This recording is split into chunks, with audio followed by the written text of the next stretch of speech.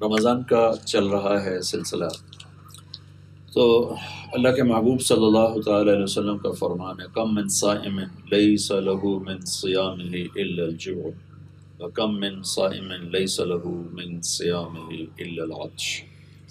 کتنے روزہ رکھنے والے ایسے ہیں جنہیں روزے میں بھوک کے سوا اور کچھ بھی نہیں بچتا، کتنے ہیں جنہیں پیاس کے سوا کچھ نہیں بچتا۔ دونوں الفاظ ہیں، بھوک کا بھی لفظ ہے، پیاس کا بھی لفظ ہے۔ ایک اس لیے فرمایا کہ روزہ تو رکھا ہے لیکن رزق حرام ہے، حرام رزق سے روزہ رکھا، بھوکا تو رہا لیکن اتنا ضرور میں کہوں گا حاضری لگ گئی، روزہ نہ رکھنے کا انشاءاللہ عذاب نہیں ہوگا، روزہ نہ رکھنے کی پکڑ نہیں ہوگی، لیکن روزے پر جو ملنے والا اللہ مل جائے، اللہ کی رضا مل جائے، وہ نہیں ہوگا۔ اتنی اس امت کے ساتھ یہ رعایت ضرور برتی گئی ہے۔ بہت سے لوگ کہتے ہیں اس کی تو رشوت کھاتا ہے، اس کی نماز کیسے کیا فائدہ، اس کا تو مال حرام ہے، یہ تو سود کھاتا ہے، اس کے حج کیسے کیا فائدہ۔ تو میں یہ کہا کرتا ہوں کہ اتنا فائدہ انشاءاللہ ضرور ہے کہ حاضری لگ گئی، نماز نہ پڑھنے کی پکڑ نہیں ہوگی، حج نہ کرنے کی پکڑ نہیں ہوگی۔ باقی حرام کھانے پہ پکڑا جائے گا تو الگ چیز ہے، اس میں تو کوئی شک ہی کوئی نہیں ہے۔ باقی اللہ جس کو چاہے معاف کر دے، کبھی دعویٰ نہیں کرنا چاہیے کہ اس کی بخشش ہو ہی نہیں سکتی۔ وَيَغْفِرُ مَا دُونَ ذَلِكَ لِمَن يَشَاءُ، اللہ نے کہا بس ایک چیز معاف نہیں کروں گا، ان اللہ لا یغفر ان یشرک بہ، ایک میں شرک معاف نہیں کروں گا، وَيَغْفِرُ مَا دُونَ ذَلِكَ لِمَن يَشَاءُ، جس کو چاہوں معاف کر دوں۔ ایک بازاری عورت تھی پیشہ کرنے والی، اللہ کے نبی نے فرمایا ایک کتے پیاسے کو پانی پلایا، اللہ نے اس کو بخشش فرما دی۔ پیاسے کتے کو پانی پلانے پر بخشش، ساری زندگی کام کی چھوڑا بھی نہیں وہ کام، بخشش ہو گئی ایک کتے کو پانی پلانے پر۔ تو لہٰذا یہ کبھی نہیں کہنا چاہیے کہ اس کی بخشش نہیں ہو سکتی، اس کا تو کوئی عمل قبول نہیں، اس کو تو نیکی قبول نہیں۔ یہ اللہ تعالیٰ کے ہاں معاملہ ہے، بہت کریم اور رحیم ذات سے واسطہ ہے۔ کسی ایسے ہم اللہ کو دنیا کے بادشاہوں پہ قیاس نہ کریں، وہ تو ورا اور ولا ذات ہے۔ اس کے 99 صفاتی نام جو اللہ کے نبی نے ہمیں بتائے ہیں، اس میں صرف ایک نام المنتقم، وہ ہے جلال کو ظاہر کرتا اور غصے کو ظاہر کرتا، باقی 98 تو رحمت ہی رحمت ہے، محبت ہی محبت ہے، شفقت ہی شفقت ہے، پیار ہی پیار ہے۔ اللہ سے بڑھ کر پیارا کون ہو سکتا ہے؟ تو روزہ رکھا، ملا کچھ نہیں، کیوں؟ رزق حرام ہے، رشوت کے پیسہ ہے، سود کا پیسہ ہے، چوری کا پیسہ ہے، ڈاکے کا پیسہ ہے، بھتے کا پیسہ ہے، اور جتنے اس وقت چل رہے ہیں۔ یا رزق تو حلال ہے لیکن سارا دن غیبت ہے، جھوٹ ہے، گالی ہے، مار پیٹ ہے، ظلم و ستم ہے، ناپ تول میں کمی ہے، حق تلفی ہے، مزدور کو مزدوری نہیں دی، ملازم کو ڈانٹ ڈپٹ میں ظلم و ستم تک پہنچ گئے، تھوڑی اس کی کمی پر، تھوڑی اس کی غلطی پر زیادہ اس کو سزا دی۔ یہ ساری وہ چیزیں ہیں یعنی جو کبیرہ گناہ ہے، ماں باپ کی نافرمانی ہے، جوا کھیلنا ہے، جھوٹ بولنا ہے، سود کھانا ہے، یہ ساری وہ چیزیں ہیں جو ہمارے روزے کو خراب کر دیتی ہیں، برباد کر دیتی ہیں۔ تو روزے کو بچانے کے لیے گناہوں کا چھوڑنا، اور گناہ کا چھوڑنا اس کو اللہ کے نبی نے معیار عبادت بنا دیا۔ میں قربان جاؤں، میرے نبی نے فرمایا کہ سب سے بڑا عبادت گزار کون ہے؟ جو ساری رات تہجد پڑھے؟ نہیں۔ جو سارا سال روزے رکھے؟ نہیں۔ یہ تو 10 کروڑ میں ایک بھی ایسا نہیں کر سکتا۔ میرے نبی نے وہ پیمانہ بتایا کہ میں بھی کر سکتا ہوں، آپ بھی کر سکتے ہیں، بچے بھی کر سکتے ہیں، بوڑھے بھی کر سکتے ہیں۔ اس میدان میں سب ریس لگا سکتے ہیں، ہاتھ بھی نہیں، پاؤں بھی نہیں، وہ بھی ریس لگا سکتے ہیں۔ میرے نبی نے فرمایا اتق المحارم تکن اعبد الناس۔ ابو ہریرہ رضی اللہ عنہ سے فرمایا، پوری حدیث آپ کو سناتا ہوں۔ آپ نے فرمایا من یاخذ عنی ہؤلاء الکلمات، کوئی ہے مجھ سے یہ چند باتیں سیکھ لے، فیعمل بہن، خود عمل کر لے، اور یعلم من یعمل بہن، یا کسی ایسے کو بتا دے جو ان پر عمل کر لے۔ میں قربان جاؤں، آگے بتانے کے لیے خود عمل کو بھی شرط قرار نہیں دیا کہ پہلے خود عمل کرو پھر کسی کو کہو۔ ہمارے پورے ملک میں یہ غلط مفروضہ قائم ہے کہ کسی کو خیر کی بات اس وقت کہو جب تم خود بھی عمل کرتے ہو۔ یہ مشہور حدیث ہے اور صحیح حدیث ہے، اور سارے بڑی 6 کتابوں میں یہ ہے. آپ نے فرمایا کہ کوئی ہے مجھ سے چند باتیں سیکھ لے، خود عمل کر لے یا کسی عمل والے کو بتا دے. تو معلوم ہوا کہ کسی کو بتانا ہر حال میں ہمارے ذمے ہے، چاہے اپنا عمل ہو یا نہ ہو، وہ خیر ایک الگ بات ہے. تو ابو ہریرہ کہنے لگے یا رسول اللہ میں تیار. تو آپ نے فرمایا، آپ نے ان کا ہاتھ پکڑا اور یوں انگلی یوں نا ایسے انگلی کو ایسے اپنے ان کی ہتھیلی کے ساتھ لگایا اور فرمایا کہ اتق المحارم تکن اعبد الناس. ابو ہریرہ گناہ چھوڑ دے، سب سے بڑا عبادت والا بن جائے گا. فی الحال میں اسی مضمون کو بیان کرنا چاہتا ہوں، لیکن پوری حدیث سناتا ہوں. ارض بما قسم اللہ لک تکن اغنى الناس. قناعت کر دے، سب سے بڑا مالدار بن جائے. قناعت کا کیا مطلب ہے؟ کہ دنیا کی ریس لگانا چھوڑ دے، کمانا نہیں. ریس لگانے والا ہمیشہ بھوکا ہوتا ہے، چاہے وہ بلینئر ہو، چاہے وہ خربوں پتی ہو، چاہے سونے چاندی کے محلوں میں رہتا ہو. اگر وہ ریس میں ہے تو اس سے بھوکا اور فقیر کوئی نہیں. اور جو اپنی مرضی سے کماتا ہے اور جاتا ہے، اس سے بڑا غنی کوئی نہیں. تو آپ نے فرمایا ریس لگانا چھوڑ دے، سب سے بڑے غنی بن جاؤ. پھر تیسری انگلی کو ایسے یوں نیچے کیا اور فرمایا احسن الی جارک تکن مؤمنا. پڑوسی سے اچھا سلوک کر، چاہے کوئی بھی ہو، تو ایمان والا بنے گا، کامل ایمان والا بنے گا.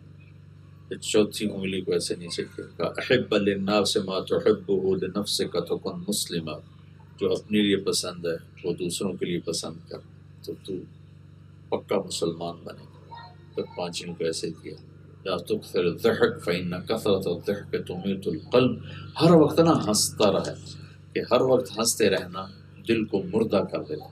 ہنسنے سے منع نہیں فرمایا، ہر وقت ہنسی مذاق ہا ہا ہی اس سے منع فرمایا، اس سے دل مردہ ہو جاتا. تو میرے نبی پاک صلی اللہ تعالی علیہ وسلم نے عبادت کا بڑا خوبصورت پیمانہ قرار دیا. گناہ چھوڑ دو، سب سے بڑے عبادت گزار بن جاؤ. اگر آپ یوں کہتے ہیں کہ اتنے نفل پڑھو تو عبادت والے ہو، اتنے روزے رکھو تو زیادہ عبادت والے ہو، تو کوئی کرتا کوئی نہ کرتا. آپ نے نہ کرنا کہا. سبحان اللہ، کتنا خوبصورت بات ہے. یہ میرے سامنے لوگ بیٹھے ہیں، میں ان سے کہوں گے اٹھو بھائی 5 کلومیٹر کی دوڑ لگاؤ، تو کوئی لگا سکے گا، کوئی نہیں لگائے گا. اور میں ان سب سے کہوں بیٹھے رہو، تو بیٹھنے میں سب کو سہولت ہے، سب کے لیے آسانی ہوگی. تو میرے نبی نے یہ نہیں فرمایا کہ یہ نیکیاں کرو تو سب سے بڑی عبادت والے. فرمایا گناہ چھوڑ دو تو سب سے بڑے عبادت والے بن کے. جھوٹ چھوڑ دو، زنا چھوڑ دو، شراب چھوڑ دو. چھوڑنے کا کیا ہے؟ قتل چھوڑ دو، جوا چھوڑ دو، ناچ گانا چھوڑ دو، ماں باپ کی نافرمانی چھوڑ دو، غیبت، حسد، بغض، کینہ یہ چھوڑ دو، سب سے بڑا عبادت گزار بن جاؤ.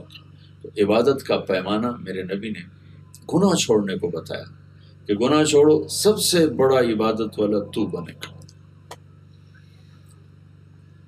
تو آپ میرے نبی پاک صلی اللہ تعالی وسلم کی شفقت ہے کہ آپ نے اپنی امت کو کبھی مشقت میں نہیں ڈالا، بڑے بڑے اعمال، بڑے بڑے وظیفوں پہ نہیں ڈالا.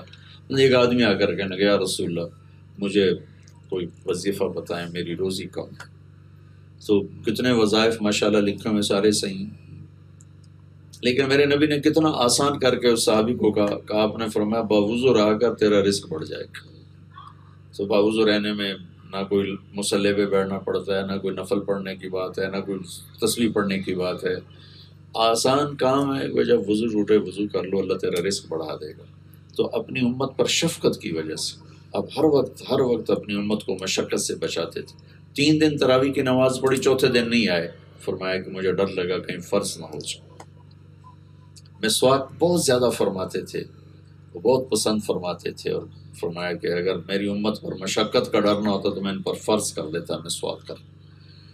تو گناہوں کا چھوڑ دینا یہ پورے دین کی حفاظت ہے، پورے معاشرے کی حفاظت ہے. اور اس میں خاص طور پر میں نے پچھلے اس میں نشست میں بھی کہا تھا، پھر اس کو دہراتا ہوں چونکہ وباء عام ہے، اس زبان کی حفاظت فرمائیں، اس کو غیبت سے پاک فرمائیں، اس کو چغلی سے پاک فرمائیں، اس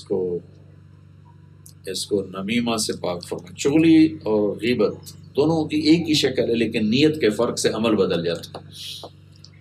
جیسے اب ہم نے روزہ رکھا، ہماری نیت فرض ہے تو فرض ہے، رمضان کے آگے بھی روزہ ہی ہوگا، لیکن نیت دوسری ہوگی تو وہ نفل بن جائے گا۔ کسی کی برائی کرنا یہ غیبت ہے۔ غیبت سے اوپر ہے چغلی، جس کو عربی میں نمیمہ کہتے ہیں۔ وہ کیا ہے؟ کسی کی برائی کرنا دو آدمیوں میں نفرت بٹھانے کی۔ میں کسی کی غیبت کر رہا ہوں،